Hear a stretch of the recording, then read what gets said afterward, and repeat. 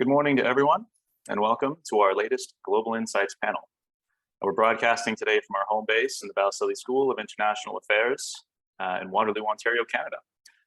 In today's panel, we're hosting student experts from the Balsillie School and American University who are speaking on the topic of democracy, dictatorships, and social movements. My name is Scott Hamilton. I'm the research coordinator at the Balsillie School, and I'm delighted to serve as moderator for today's session. A warm welcome to all participants joining us today in the audience. We would invite you to direct any questions for our panelists using the Q&A function of your Zoom page, and we'll do our best to put your questions back to the panelists as soon as we can. So before we begin, I'd like to start with a territorial land acknowledgement. For those in the audience who are tuning in from outside of Canada, one of the actions we take to advance reconciliation between settler and Indigenous peoples is to reflect on our relationship with the land and the continuous process of colonization that deeply impacts our work. The Balsillie School is situated on the Haldimand Tract, the land promised to the Six Nations that includes 6 miles on each side of the Grand River. It's the traditional territory of the Attawandaron, Anishinaabe, and Haudenosaunee peoples. So to start us off on today's conversation, let's turn to our distinguished panel. Brandon Dixon is a current MAG, or Masters of Arts in Global Governance student, and is an incoming PhD student at the Balsillie School. His research interests are focused on the intersection of education and politics in international settings. Abbas Imam is a student at the Balsillie School of International Affairs and is affiliated with the Conflict and Security Research Cluster as its PhD support officer. His broader research interests include food security and health in fragile and conflict-affected states. Anastasia Perev-Ezentseva is a doctoral candidate at the School of International Service at American University and a Princeton dissertation scholar. Her research focuses on contentious politics, populism, and democratic backsliding in Central and Eastern Europe. In 2021, Anastasia co-published an article with James Bryan on elite responses to protest in Russia and democratization. And prior to her doctorate, she has served as a youth representative of a UN DPI-associated NGO. So thank you once again, everyone, for joining us today to share your global insights. To start us off, one of the trends in years since the global financial crisis of 2008 has been the rise of authoritarian governments and illiberal populist movements. And these are trends that have been accelerated during the COVID-19 pandemic. So needless to say, the democracy project of the post-Cold War era that was so vibrant in the 1990s and early 2000s has seemed to have stalled and in some cases even regressed. So Anastasia, I'm going to start off with you. I'll give you the first question, which is, can you tell us more about the global rise of populism and authoritarianism today? Hello, sure. Hello, everyone. Once again, it's an honor to be here today. I would like to start that I want to continue on the point that you have made that we tend to think of the 90s as this time of optimism about democracy. We know that the period of time from 1974 to 1990, Samuel Huntington referred to as the third wave of democratization, when we have observed about 30 countries making transitions to democracy. Francis Fukuyama declared the end of history, the triumph of liberal democracy. However, as early as the beginning of the 21st century, we have seen a reverse trend. Populist parties were a marginal phenomenon in the 1990s, but today they have achieved electoral breakthroughs, even in what were considered consolidated democracies. We also noticed that authoritarian countries have been much more resilient to peaceful protests. For example, Professor Chenoweth has recently written that the success of peaceful resistance has decreased from 65% in the 1990s to less than 34% since 2010. Today, more citizens live in non-democracies than they live in democracies. Another alarming trend that I would like to share with everyone today is that populists, when they are in power, take such incremental and hidden steps to dismantle democratic institutions that it can be too late when citizens do notice and recognize that they have lost democracy, which has made social resistance to them much more challenging. Oh, thank you. When we look at this rising wave of populism that you discuss, I'm going to turn to Brandon. And if we look at, let's say, the rise of this kind of discontent, in what ways has the COVID-19 world that we've been living in over the past 2 years contributed to the rise of this populism and to these authoritarian regimes? Yeah, I'll start with a thank you for having me here. But I think when we look at the COVID pandemic and we kind of look at the North American example and the ways in which surveillance technologies have been used, we see a lot of pushback against it. And we see that these technologies are used tenfold in authoritarian regimes. Specifically, if we kind of look at an example like China, we see the health code app was installed. It was mandatory for participants, for citizens to use. And they had to go up and show a green, yellow, or red light. Now, green, yellow, or red light in order to enter public spaces was based on a bunch of data that they collected based on who they'd interacted with, how long they'd interacted with them for, and a series of non-voluntary data that was collected. And in order to facilitate the collection of this data, existing technology that was already in place, such as drones, CCTV cameras, facial recognition softwares, were expanded in the name of public health. And so public health systems the public health emergency in the COVID-19 pandemic has really resulted in the expansion of technologies that have expanded the reach of these authoritarian regimes. And when we look at the way that these authoritarian regimes are expanding internationally, we see that the loss of international trade and the kind of holdup of the international economic system has really resulted in a massive push by a lot of these authoritarian regimes to continue to expand outwards, and has resulted in less of pushback and less oversight on the way in which these authoritarian regimes are expanding their economic and trade infrastructures. And with this, we're seeing a lot of digital technology being kind of built into trade agreements. Oh, thank you. It's interesting. When we think of COVID, we typically think of a contraction, right? Where we go inside, we're locked down, and yet you're mentioning how authoritarian regimes actually expand using new forms of technology, and this is kind of their opportunity to break out. Abbas, I'm going to put this exact question to you as well. Really, how has authoritarianism evolved during COVID-19, and how does it affect democratic values and social movements around the globe today? Scott, thank you for the introduction and thank you for having me here.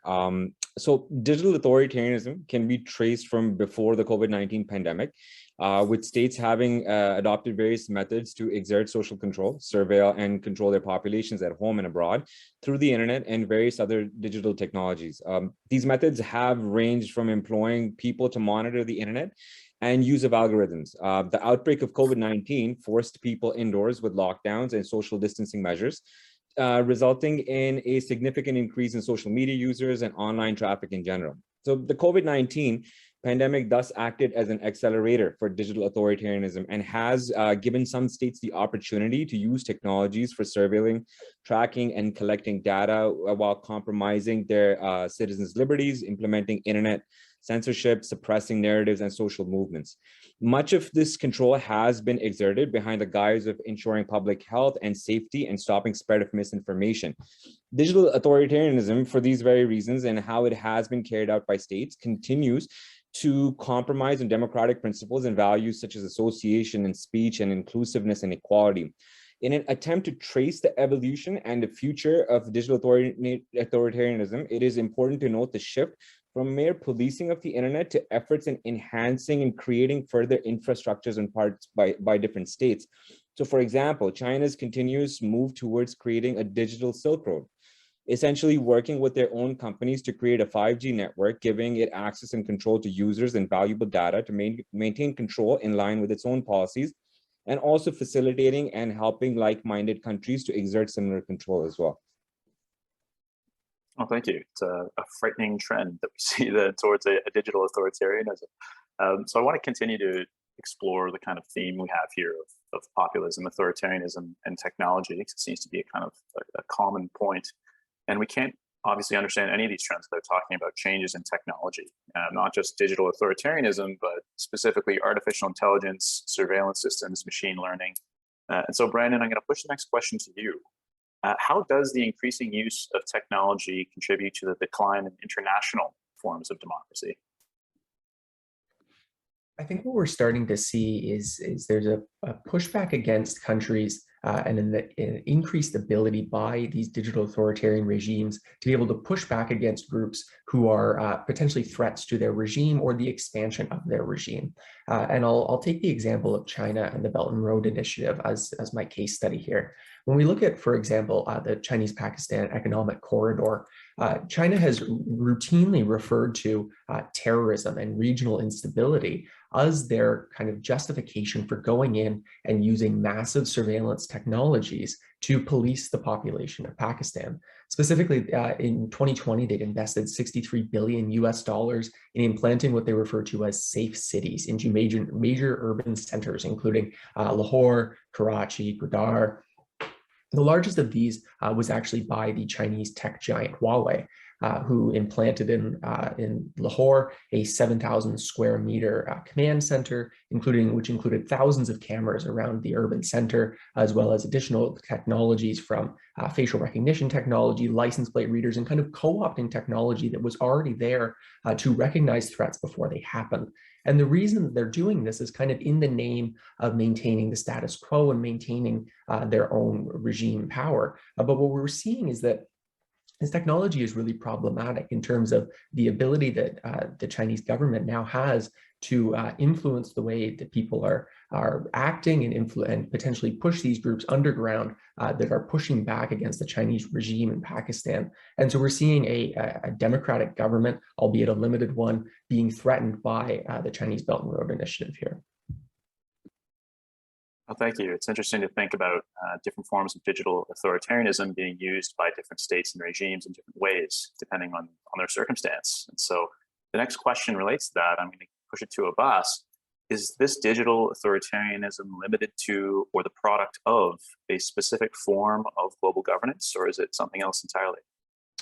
So, right, listening to the term digital authoritarianism, there's a tendency to build on the perception that it is exclusive to states and governments, which are commonly considered authoritarian, autocratic, or are dictatorships. It is true that unfortunately, there are some countries who take a leading role in the use of digital tools locally and globally to promote their own political agenda and interests. So for example, as mentioned through Brendan's, some of the example Brendan used as well. So China's a use of internet policing and effort to build the digital Silk Road initiative, and Russia's use of artificial intelligence to surveil its citizens. These countries have been exporting the technology to governments to maintain similar control as well, so like-minded governments. But what is worrisome is that while democratic countries were looked up to take an initiative in pushing back against authoritarianism of this kind, they have shown similar tendencies. So by example, using technologies that undermine democratic principles and can arguably be considered as a case of exerting undemocratic control over their population. So we do not have to look very far, but at home as well in Canada, for example, the government faced criticism as its agencies admitted to tracking the data of and monitor to collect movement from cellular devices of 33 million Canadians without their knowledge or consent during lockdown. An example of a local private company as well, a Canadian company by the name of NetSweeper, is also important to take and how it acts at a global scale. Essentially, NetSweeper sells a suite of technology products related to internet filtering, which essentially enables administrators to restrict internet users' access to websites. So since about 2016, the company has been under the spotlight for its products being used in countries like Bahrain, Kuwait, and the UAE, etc., for restricting the local users' access to websites focusing on regional human rights issues and content about related to the LGBTQ+ communities. So these examples globally and at home in Canada serve as a reminder of how digital technologies can become tools for oppression and violating human rights and democratic freedoms, and not merely employed by a particular model of governance. Oh, thank you, Abbas. Yeah. Interesting. You mentioned NetSweeper. For a second, I thought you said Napster. I thought, wow, all this time, Napster's been behind all of this. But what I'm hearing is that there's a lot of change and transformation in these forms of technology, monitoring, surveillance, digital authoritarianism. It does seem quite fluid. So I want to ask Anastasia the next question, which is, Anastasia, your research looks at so much, right? Democracy, dictatorships, social movements. And so taking a step back, have you come across any unexpected or unique findings while doing your research that might pertain to these changes that we're discussing? Yes, I have, and somewhat related to technology. One thing that I have been thinking a lot before this panel is that one of the movements I study that I became interested in doing my research emerged in response to a murder, a brutal murder of an investigative journalist, Jan Kuciak, and his fiancée in Slovakia. And the movement that I study for this in Slovakia has put a lot of pressure to root out corruption that Jan was writing about and to carry out a fair investigation of his murder. And one thing that I didn't know before embarking on my dissertation is that so many journalistic murders are met with impunity, that very rarely they're fairly investigated. And it's also rare for a large-scale social movement to emerge to demand accountability. According to the Committee to Protect Journalists, over 8 out of 10 cases where a journalist has been targeted for murder are, cases in which their killers go free. And I think that when I talk to journalists, I did get a sense that they don't feel that social protection while they take incredible risks. And I think we owe so much, to them, to the protection of our democracies, and we can access their news stories about corruption, about authoritarian human rights abuse at the tips, at our fingertips in a second. At the same time, I feel like all of us can do more to make sure that journalistic murders do not go without investigation. I would urge you to please support your journalists, especially local journalists. There are a lot of journalistic murders that aren't cases in which we talk so commonly and so openly about, for example, the murder of Jamal Khashoggi, right, or Jan Kuciak, that do go without any investigation. So if there's any way you can support local journalism and do even a little to demand accountability, I think that that would be something journalists would appreciate. Well, thank you. Those are very powerful words. And the connection between obviously journalism and democracy is essential, right? Because you can't speak truth to power if you don't have people on the ground really getting at the heart of what that truth is. And that does actually, it shifts us a bit to the nature of democracy around the globe today. And of course, there's an egregious and horrific assault on democracy going on at the moment with the Russian war in Ukraine and the clamping down there we see on any kind of dissent in Russia. And so, Anastasia, following from the previous answer you gave, what does the ongoing Russian aggression against Ukraine really mean for democracy globally? Thank you. That is a great question. And I want to start again with applauding the heroism of Ukrainian people who showed that they are defending democracies, right? First through a peaceful revolution, several ones, and now, against an aggressive military reinvasion. I think that my opinion does not differ from many analysts who have said that I think this reinvasion by President Putin has been, as Jennifer Psaki has said, the greatest unifier of NATO in the modern history. I think it's going to strengthen transatlantic democratic alliances. I also can mention a couple of trends that I observed that haven't been talked as much about. I think that it has a democratizing effects and backsliding democracies. I see a lot of populist candidates carry losses for their association with Putin. For example, we see that Marine Le Pen has been suffering in popularity in the upcoming general election in France. We saw that Matteo Salvini has been very quick to turn against Putin. So I think we might see some populist candidates not win in democracies. I also see a lot of Central Asians express a lot of solidarity with people in Ukraine. And I think actually their example has been very inspirational to people who do not currently live in democracies. And authoritarian countries have allowed large, peaceful, pro-Ukraine protests in post-Soviet states. So this is something I think also that might, contribute to their inspiration to demand accountability and democratic governance. Thank you. It's refreshing and also inspiring to see transnational social movements, such as those you described, having such a prominent effect across the globe in such a strange time. But of course, the borders of the state still do exist, and we have action going on inside them as well. And so this brings me to a question for Brandon, actually, which is how, if we look at the borders of these states, how are authoritarian regimes attempting to really crack down on social movements within their own borders? I think it's interesting when we start with this question to kind of look at how far we've come in just over a decade. I mean, when we look back at the Arab Spring and we see that technology was the facilitator of these protests, and now we're seeing that technology is the way in which these authoritarian regimes are preempting protest and preempting social movements and preventing them from occurring.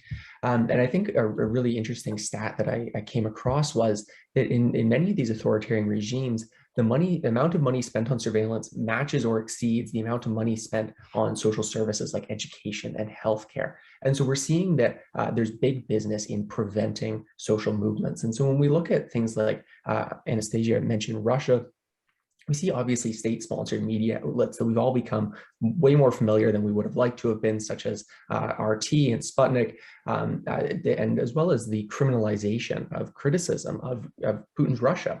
And we're seeing that with this is coming, is being enabled by things like RUNET and the blocking off of the Russian internet system from the World Wide Web. And what we're also seeing with other regimes, and I'll go back to China as my example, is things like the Sharp Eyes system, where there's 200 million security cameras installed across China, and they have achieved 100%, or they claim to have achieved 100% coverage of China's public spaces. And in doing this, they claim that within 1 second, they can identify one person with a 99.8% accuracy anywhere in the country. So in doing so, they're able to really prevent things from happening. They're able to identify who the so-called enemies are and crack down on them before these social movements occur. So where we were seeing social movements gaining international attention, they're now kind of being stopped before they even are able to get any traction. Oh, thank you. When we look at different social movements, obviously right now the focus is on Ukraine, Russia, and these strange, almost Cold War dynamics, right, that we thought were vintage. It's like we're blowing the dust off them and adding this dash of incredible technological power and creating a strange kind of combination of both. But there are other areas of the world, right, that are still being impacted by authoritarianism and populism. So I want to turn to those as well and ask Abbas, how have democratic states in the global south exhibited authoritarian tendencies to impact their own social movements? Right. So the global pandemic has in many cases highlighted and also enhanced different forms of inequalities and discriminatory treatment of various groups of people by different governments around the world and also in the global south. With a look at a recent example of democratic states exhibiting authoritarian tendencies, we can examine the recent case of the Karnataka hijab row in the southern state of India. Earlier this month, the Karnataka High Court upheld a ban on wearing the hijab in educational institutes. It was cited that the hijab, a common practice amongst Muslim girls and women, was not an essential religious practice in Islam. This decision ruled that the hijab ban does not violate the Indian Constitution, which broadly protects the right to religious freedom and practice. The decision responds to growing religious authoritarianism and contradicts the democratic and secular values which India positions itself globally to represent. It has arguably given rise to counter social movements and poses a challenge to recognize India as a democratic state. And importantly, it poses a significant challenge to those within India that advocate for the extension of religious freedoms and protections of all of the citizens. Similarly, the Women's March to mark the International Women's Day in Pakistan has gained momentum in recent years through participation of civil society members on the ground and in digital spaces. While those organizing and participating in this march are known to be exercising their democratic right to freedom of association and freedom of assembly and speech, they have encountered backlash. Criticism from conservative religious groups has put pressure on the government, and efforts have been made to mobilize essentially to mobilize action against them through law enforcement to prevent the march taking place at all. The state, in line with its authoritarian tendencies, digital authoritarian tendencies as well, has attempted to police online campaigns of promoting Women's March. There are examples of online and physical harassment of organizers as well of the march, and also of the participants in recent times too. Well, thank you. It's amazing because I think we've done in about 20 minutes a crash course of everything from digital authoritarianism to the rise of transnational social movements across the globe to much else. So there's been some there are obviously some dangerous tendencies that we're seeing develop in the world today, but we can't get too down about it, because where we do see this rise of authoritarianism, we also see resistance, right? And we see pushback, and we see victories for, you could say, classical democratic ideals as well. So I want to shift the conversation a bit and start talking about those little victories and those pieces of resistance. And I'll start with Brandon. So Brandon, what is Canada currently doing as it positions itself to respond to the growing digital threats focused on democracies? How is it reacting? I think there's kind of two things that Canada's doing here, and I'll kind of start with what Canada's doing internally. And I think the big thing that Canada's currently doing is really kind of getting its own house in order before it kind of looks outwards as to how it's going to respond to external digital authoritarian threats. Specifically, Canada's making progress through things like the Digital Charter Act, which gives Canadians the freedom to kind of move their information from one organization to another, withdraw their consent, and ensure that their data is destroyed, as well as things like the Digital Citizens Initiative, which is designed, to support democracy and social cohesion within Canada, so that when we kind of turn to the international, we're able to be a little bit more successful there.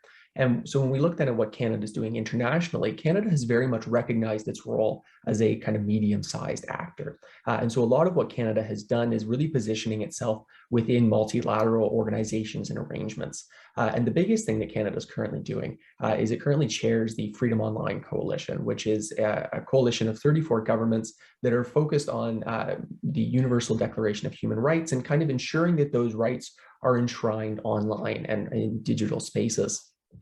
And really kind of using this platform as a way to kind of name and shame the countries who aren't doing it, as well as kind of, promote best practices and where it's being done successfully. And when we look at other examples of what Canada's doing, Canada recently signed the Digital Economic Partnership Agreement, which is an agreement with many other small nations, which is a trade agreement specifically focused around the nuances and complexities that come with trading of digital technologies and that kind of thing. So Canada is really looking to kind of get more involved in the multilateral spaces. And I think Global Affairs Canada has done a really strong job of understanding the problem and kind of trying to position itself to be as successful as it can, given our kind of limited international influence on our own.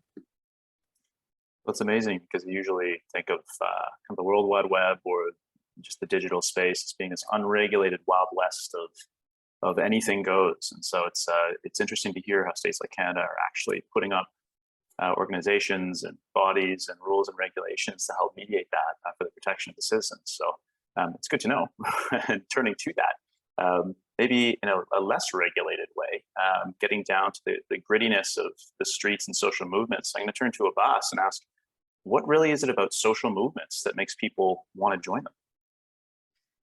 So social movements carry an appeal that in most cases offer inclusive and accessible spaces for a diverse group of people. For example, children and youth are a visible and important group of people who will be impacted by local and global policies in the present and the future. And many cannot partake in the political process due to their age. Not being of voting age might prevent them or alienate children and young people from directly influencing the decision-making process and prevent them essentially, sorry, my apologies, the decision-making process. But social movements offer an alternative. We can consider the example of Greta Thunberg and other young female activists who have been leading the charge to draw immediate attention to climate change policies. In this manner, social movements offer a means to influence change from the outside without being democratically elected or directly involved in the political process. Similarly, since social movements have increasingly shifted transition to digital spaces like social media platforms, especially during the pandemic, more people have access to attend, participate, voice their concerns, and express their solidarity in social movements. These movements create a space when people have a feeling of belonging by sharing concerns and opinions on issues with people with similar perspectives. Before I conclude, I would like to go back and quickly revisit the social movements and activism in line with climate change and environment. I think that is an important and a very interesting example of how and why individuals are attracted to social movements or can rally behind causes to put together a movement. And I say interesting because it demonstrates the gap that can exist at times between policymakers and people on issues which are considered important and urgent differently by the two sets of people. Thank you. That's interesting. We went from kind of a Canadian online regulation of the digital Wild West to social movements on the ground. And now I want to turn it back to kind of combining these and maybe go back to Central and Eastern Europe and ask Anastasia, can you tell us more about what's happening in Central and Eastern Europe right now? Look at social movements.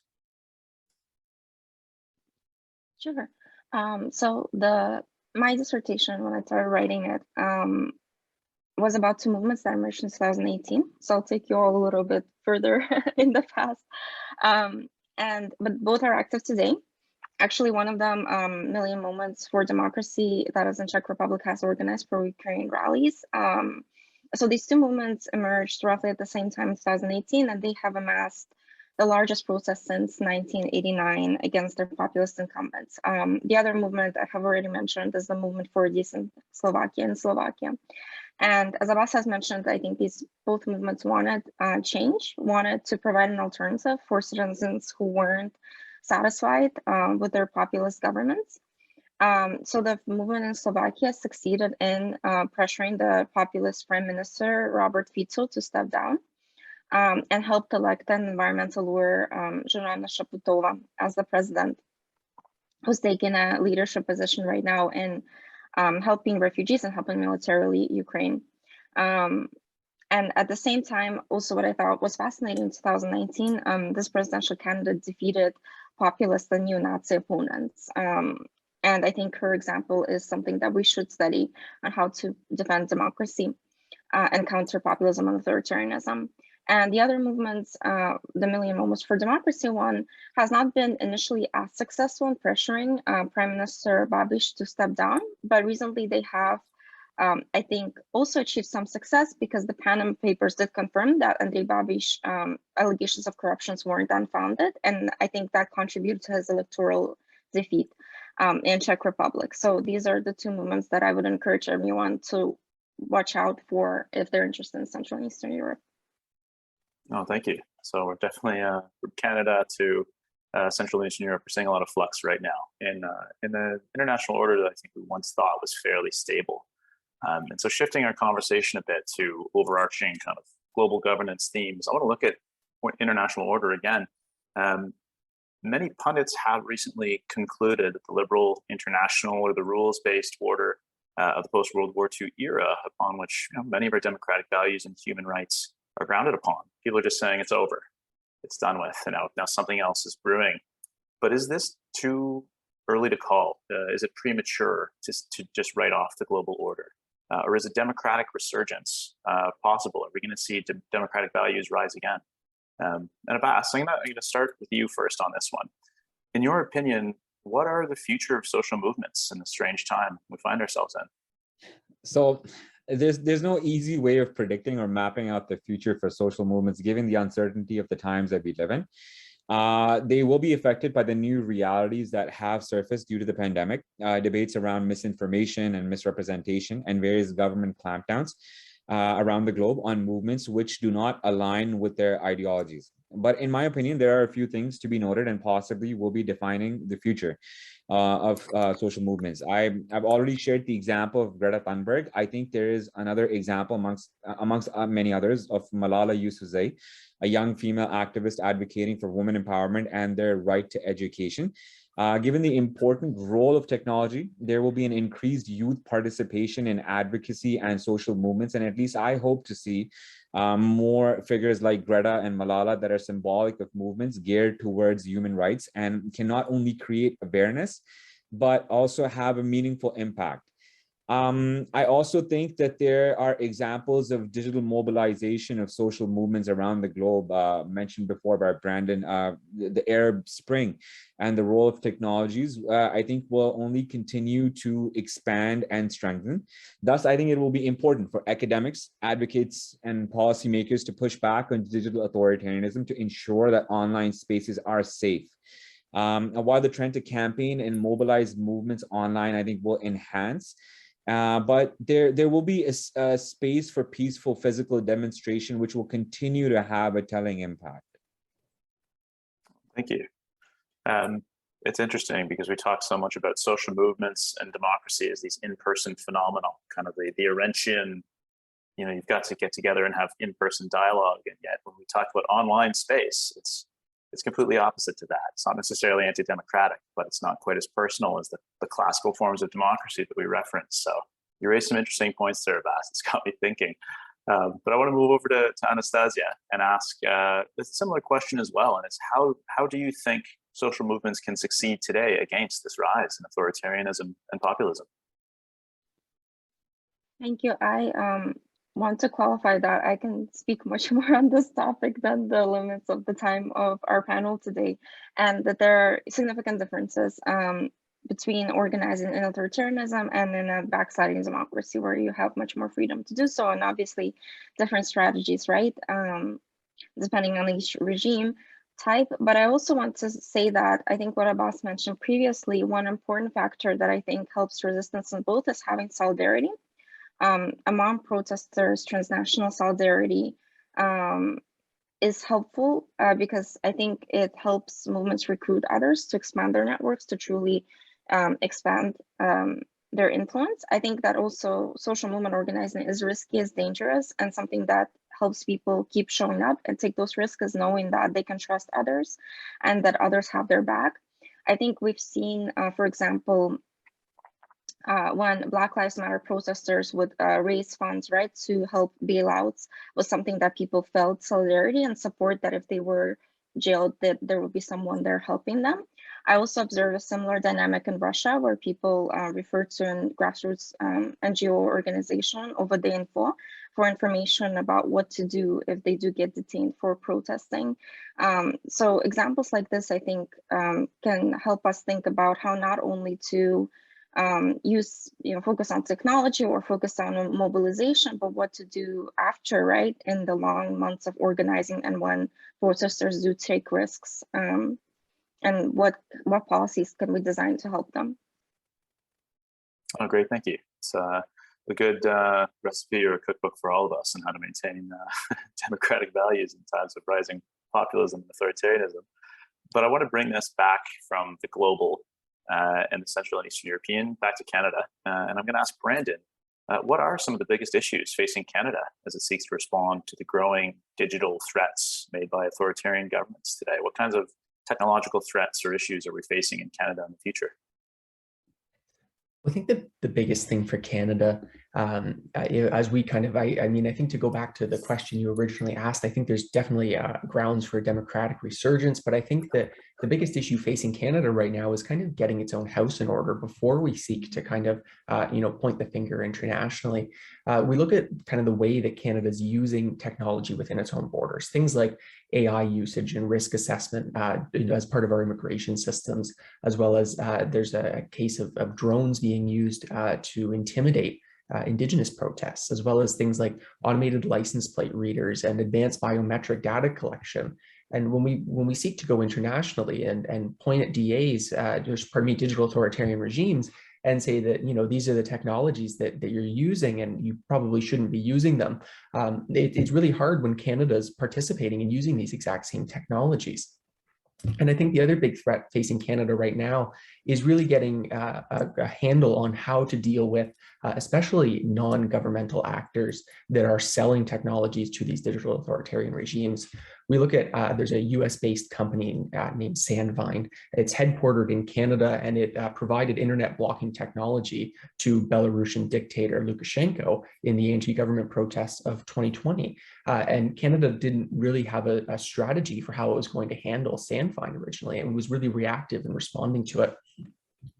As well as things like, Clearview AI and the famous case of being in Canada, collecting data on Canadian citizens. And while they were asked to leave, and they did leave, they very much made it clear that they were leaving temporarily, and they're going to come back when Canada fixes its policy to suit Clearview AI. And I think it's really a matter of Canada kind of asserting itself as a real threat to digital authoritarian regimes and having a really strong stance. And like I said, getting its house in order so that we can see this democratic resurgence that we're all hoping for. Oh, thanks. That makes sense. It's difficult in life and in international relations to point fingers when one is engaging in the same practice that they accuse others of. So getting everyone's house in order is actually a great starting point. Sometimes easier said than done, right? So this has been a great panel so far, and I want to actually make some room now to take some questions from the audience. We've got a bunch actually piling in, but first I want to take one, and this is something that comes up a lot because we hear a lot of rhetoric around populism and authoritarianism, and we have a lot of political candidates, broadcasting here in Canada, and we hear a lot about the American elections. People call themselves populists, and they do so with pride. So really, I would like to hear from the panel what you think populism is. And this question by Taylor asks, in the opinion of the panel, is populism necessarily anti-democratic? Notably, Bernie Sanders in the United States, and more recently, Vladimir Zelensky, Ukraine, obviously, have been called populist candidates, and neither can be accused of authoritarian sympathies. So why don't I start? I'll just go around my kind of Zoom Hollywood squares here. I'll start with Abbas first, and then I'll go to Brandon, and then I'll finish with Anastasia. So Abbas, your thoughts on populism and democracy? Is it anti-democratic to be a populist?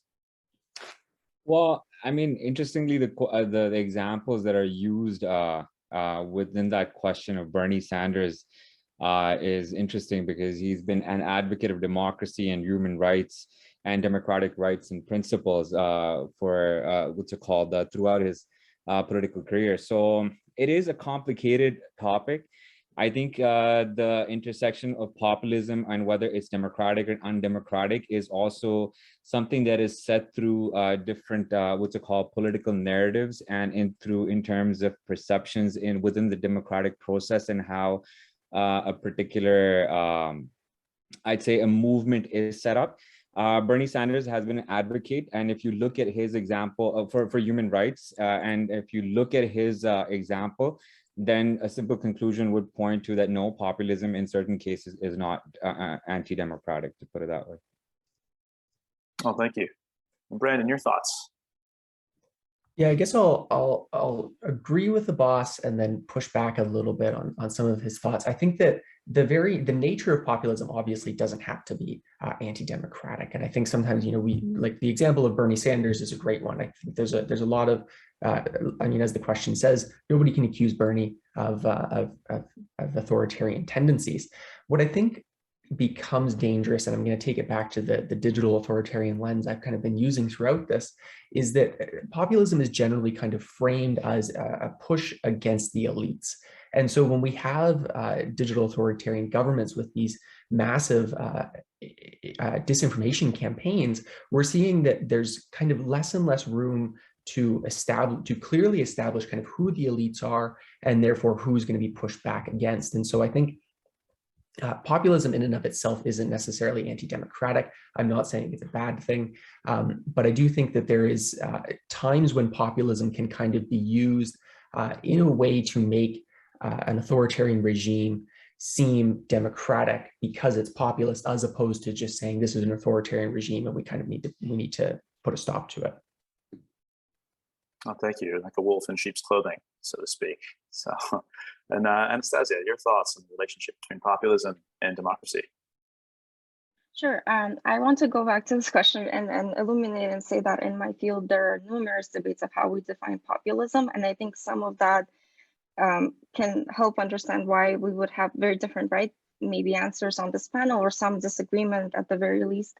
And why some people call Bernie Sanders populist and others don't.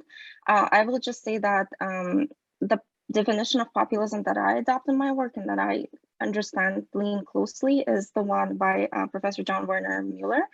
And at the core, anti-elitism, opposing an elite in that definition is a necessary condition for a populist, but not a sufficient one. And the other one is anti-pluralism. And I think this is the one that I would like to place an emphasis on, and that can help us understand, is Zelensky, for example, a populist or not? Anti-pluralism means, and who I think is considered a populist, are the people that claim that they are legitimate or more representatives of this unified people that they construct, and that they have the moral claim to represent them, and anyone else in society is not worthy of democratic representation. And this is very dangerous. And I think when, for example, in Putin's latest speech, he referred to those who oppose the war as the fifth column, scum, traitors, you see this populist idea that this part of society that disagrees with me is not worthy of representation, does not, even merit, existing in society or having any rights. So I think this is a good, I think, for me, a framework to understand who can be called a populist and who is dangerous to democracy, and who, like maybe Bernie Sanders makes anti-elitist claims, but they're not necessarily as harmful to democratic governance. Oh, thank you. That's very helpful. I think it's essential when discussing these terms, right? Populism, authoritarianism, even democracy. What do you mean by that? Because they're very slippery and can easily be misused. So that's all very helpful. I think those were great answers. And I have another question coming in too, and just to take the gist of it, it was actually about climate change. So I think democracy has typically been prefaced on a consistent climate, right? Because that allows for social stability. You have agricultural consistency, you can have stability. But now with climate change, we're seeing a warming climate, shifting weather patterns, we're seeing mass migration, we're seeing conflicts exacerbated. So in a world with a warming climate, how does this affect democracy, dictatorships, and social movements into the future? And so we'll go in the same order. We'll start with Abbas, and then go to Brandon, and finish with Anastasia. So Abbas, in a warming climate, democracy, dictatorships, what are your thoughts? Right. So I think climate change is obviously is important and urgent, and it needs to be addressed, and not at a local, not just at a local level, but at a global level as well. I think one of the importance of climate change, well, I guess kind of pushing, and these are sort of broken thoughts, but like in order to push climate change at a global agenda where I think a lot more countries come on board, and in order to what's called push in the same direction for adopting policies that can help deal with the issues of climate change, I think there is a sort of a balancing act that needs to be what's called looked at in terms of trying to address a lot of issues which are understood to be more urgent. So like, for example, food security and health, and in global south specifically, right? But if you look closely, I think what's called a lot of these issues are what's called intersecting with the climate and the environmental crisis at hand. So I think in order to get the kind of a global support and have what's called a push towards climate change, if there was a more a policy framework and cooperation that would bring awareness to a lot of issues such as food security and health that become more urgent in nature for a lot of global south countries, and show the value in how they intersect with the climate change and the impact of changing environment, I think that would be very helpful. Thank you. Well said. And Brandon, yourself, climate change and democracy. What are your thoughts? I find it interesting that we're coming back to climate now, when we kind of kicked this whole thing off with a discussion of how COVID has impacted the decline in democracy. And obviously, I mean, we know that there's going to be an increase in the number of pandemics and international health crises that we're going to see as a result of a warming climate. And so I think with that comes the potential, and I say the potential, not the inevitability, for increasing authoritarian regimes and kind of increasing the reach of their governments in this kind of continued state of exception that we're seeing. However, I think it's important that we point to the fact that there has been kind of an international rallying around climate change. I'm by no means saying it's effective. I'm by no means saying that it has been a resounding success, but there has been an international agreement kind of coming together around climate change. And I think in getting nations to support one another, as Abbas kind of mentioned, and promoting an international framework, I think there's space for democracy to also be kind of at the forefront of that, and ensuring that, you know, democratic countries are represented and kind of given priority in these discussions, and democracy is promoted as a way in which we can understand how to adapt to a warming climate. So I think that there is certainly potential for a warming climate to hinder the expansion of democracy, but I think there's also potential avenues in which we can kind of use this as an opportunity to expand democracy internationally. Thank you. And Anastasia, your thoughts as well on climate change and democracy in our future?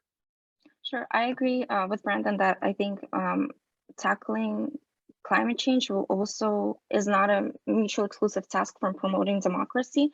And in fact, I think that a lot of things that democracies have are precisely the things we need to address the issue of climate change. For example, we know that citizens in democracies file much more many more patents than citizens in non-democracies. And it's not because citizens in non-democracies are less creative, right? But because they live in a system that stifles their creative expression, right? That doesn't invest in their ability, you know, to critically think, to file patents, right? To create innovation that we need to promote, you know, development that is also at the same time not harmful for the environment around us. We also know that a lot of natural disasters and food insecurity comes from corruption, governmental corruption, that, you know, we need to fight with democratic institutions. So I think these two should go hand in hand. Excellent, thank you. There's a solid mix of like doom and gloom and hope and optimism in that series of answers. So it's always refreshing to hear something to work through in the future, no doubt. We'll have to work through it. So we have time for one more quick question, and then we'll go to our policy briefs. But our final question comes from Andrew, and he asks, the Chinese model in which citizens give up individual liberties in exchange for economic prosperity has a lot of appeal for many governments around the world. Is the Chinese model the future, at least beyond the industrialized West? And again, the Chinese model being one in which citizens give up individual liberties in exchange for economic prosperity. So Abbas, you're up first. What are your thoughts? Sure. So I'm not sure whether it's the future or maybe it's something that, well, it becomes a part of the foreseeable future because people resort to this as an option and a feasible way of being able to what's it called, protect themselves against government action and inaction in certain issues by compromising on liberties and looking at what's it called, with the whole the exchange of economic prosperity, as the question frames it. I think it has definitely started to gain a lot of momentum. I think if you look at countries like Pakistan, for example, or even for that matter, what's it called, other countries in the global South, India, there are a lot of examples where by what's it called economic prosperity, by what's it called a certain group of people within those countries is more appealing to necessarily a pushback against the state and the government policies and agenda it takes. Is that the future? I hope it's not, because at the end of the day, economic prosperity is not equally distributed, right? It's not linear. Like, there will be relative winners, but definitely a lot of people losing in different countries that adopt this particular model. And if advocacy for democratic rights and human rights is something that what's it called kind of withers away in exchange for these sort of what's it called life opportunities. Excellent. No, well said. And over to Brandon. Brandon, what are your thoughts on this Chinese model and the trade-off between liberty and prosperity? I think the first thing that kind of came to my mind, first example, was the Chinese social credit system. And then when I kind of thought about the question a little bit more, I think what I've seen exported, the model that's being exported internationally, is the model of what we in the West term as smart cities, kind of using massive data campaigns and surveillance to increase the delivery of social services. And so I think the social credit system, as much as it's kind of taking all the oxygen out of the room in terms of the global narrative right now, I don't know that that's the model that's going to be exported quite so much, as I think the smart city model very much has already. I mean, we're seeing smart cities being implanted in nations like Uzbekistan and Kyrgyzstan, but also I think we're seeing them pop up in the discourse in Canada and the United States and parts of Europe, where we're already kind of taking this model of massive surveillance in the name of not just individual prosperity, but kind of prosperity in terms of how we're delivering social services and utilities and that kind of thing. So I think there's, I would argue that while Andrew kind of points to how it's going to be exported beyond the industrialized West, I think this model is kind of infiltrating into Western nations. And I don't necessarily know that it's bad just by virtue of it existing, but potentially has the ability to turn insidious. Thank you. And Anastasia, your thoughts? Sure, I have a lot of thoughts on this question, but I would focus on a couple of main points. So the first one, I think, is important to note that democracies do not mean that each individual in them will be extremely wealthy. I think that's, I'm heavily paraphrasing political sciences from Russia, Vladimir Gelman, but he says that democracy isn't is more akin to a health insurance that protects you from when your government abuses your rights. And I think if you want to see an example of when this, economic prosperity, but give away my rights model didn't work is right now in Russia, because again, people living in authoritarian regimes are very heterogeneous in their preferences and interests. I don't want to lump everyone in one big group, but there was a sentiment that as long as the government, allows us to have some sort of degree of economic prosperity and stability, we will not be that vocal about it taking away our rights. And now you can see a lot of people lost their rights. Many, we heard news of conscripts being sent to a war that they do not want to fight. And also many people right now will not have any economic prosperity too. And I'm not even talking about the horrible human toll and tragedy of, the people of Ukraine. But what I do want to say also is that I think Western governments can do more, going back to the point of the panel about starting at home. I think to not make an authoritarian model appealing, Western governments can crack down on kleptocratic networks and tell, those dictators that try to promote this authoritarian model, saying, well, okay, that don't use those same democratic institutions that you so like in the West and banks when you feel that your funds are very secure. And I think that that can also show that this model suddenly starts, losing its appeal to them and to the people in those countries as well. Well, thank you. Great question and great answers. And so we actually have 2 minutes left. So we have one lightning round for you, and it has to do with policymaking. We always have lots of policymakers in the audience, and I can see now there are indeed a few. So I want you to speak directly to them, but in the lightning round, it's like a few sentences, so 30-second answers. Short and sweet. So encompassing our whole discussion today, if you can boil it down, speak directly to those policymakers. What are your recommendations to them? And this time I'm going to go back around in the opposite order. So I'm going to start with Anastasia. In 30 seconds, your recommendations to policymakers today. Sure, quickly, I'll recap my main points. So first, economic sanctions and counter kleptocratic networks. Second, remember that authoritarian regimes have different tactics for citizens who disagree and citizens who agree with them. So design policies accordingly to those two groups. And the third one, that social movements need much more than technology to succeed. And we should tailor democracy promotion and other policies to help them and to listen to them. So listen to them and give them what they tell you that they need. Excellent, thank you. Brandon, over to you. Yeah, so I'll hit on three really quick here. I think the first one is an intergovernmental policy where Canada, not just Global Affairs Canada is looking outwards, but internal Canadian departments are kind of looking to get their own house in order before we seek to go outwards. The second one is really strengthening public-private partnerships, specifically on regulation of how misinformation and propaganda is used on social media. And the third one is I think Canada really needs to come up with, in partnership with our international organizations, a coherent regulatory framework for AI development and trade and how these systems are going to be used within our own borders, as well as how we're going to allow them to be exported to other governments that may not use them how we do. Awesome. Abbas, last but not least. Yes, I would first of all like to echo the same points and sentiments as Brandon and Anastasia, and would like to just add to this as well by saying I think solidarity, defending democratic values at an individual and collective level through political processes will remain important. And what I would like to add, I think some of the examples that came up through the discussion, Sandvine, NetSweeper, and Napster in the discussion was revisiting the public-private partnership in terms of government policies and ensuring that there is more cohesion in how different companies are set up, and there's in terms of also enhancing democratic principles and values around the world. And I think it'll be continuously important to incorporate young people in the decision-making process, or in a way, at least where they're listened to on a more regular basis. I think environmental crisis shows that in terms of how young people weigh the importance of environment versus policymakers differently over the course of time. Yeah, those would be a couple of things that I'd like to add to.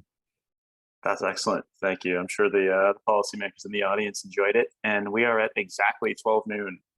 So I want to thank our panelists today for a fantastic discussion. And this is the first Global Insights ever where I never actually had to send anyone the time chat box for going over time. So thank you to everyone for being very concise with your comments. That was great. And if the future of democracy depends on young, brilliant scholars like yourself, I'm filled with hope and optimism. So thank you all today for sharing your insights. And I'm sure the audience agreed. It was a great seminar. We hope everyone enjoyed it and stay safe out there. Thank you all for attending.